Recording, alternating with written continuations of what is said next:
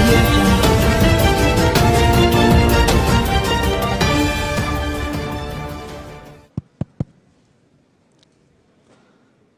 అందరికీ నమస్కారం అండి.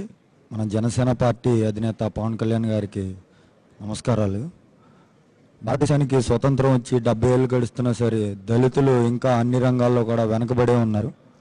కావున ఒక అంశంపై జనసేన అధినేత పవన్ కళ్యాణ్ గారికి మేము విన్నవించుకోవాల్సిందిగా కోరుచున్నాం. ఎస్సీ ఎస్టీ సప్లాన్ నిధులు దళిత ప్రజలున్న వాడల్లో ఖర్చు పెట్టకుండా అగ్రహణాలు ఉన్న వాడల్లోనే ఖర్చు పెడుతూ దానికి సంబంధించి అధికారులకి ఏమైనా రిప్రజెంటేషన్ ఇచ్చినా సరే ఎవరూ పట్టించుకోవట్లేదు. అందు గురించి జనసేన పార్టీ మాకు అండగా ఉండవలసిందిగా కోరుతున్నాం. అదే క్రమంలో ఏలూరు నియోజకవర్గంలో 3 లక్షల మంది ప్రజలు ఉన్నారు. 1,70,000 ఓట్లు ఉన్న ప్రజల్లో 38,000 ఓట్లు మాలా మాదిగలు ఉన్నారండి.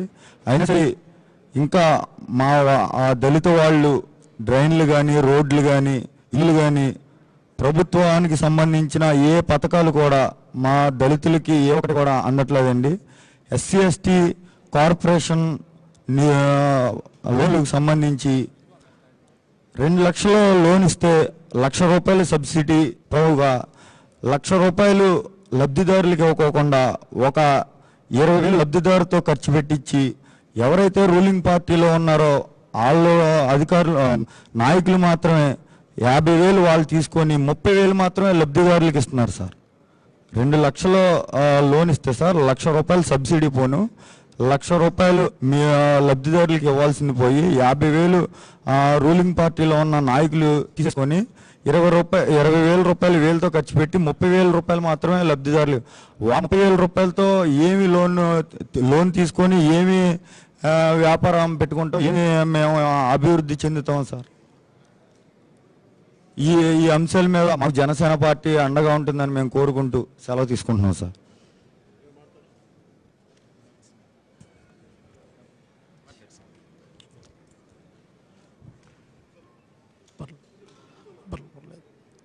అందరికీ సామాజిక సాంస్కృతిక జైభీములు.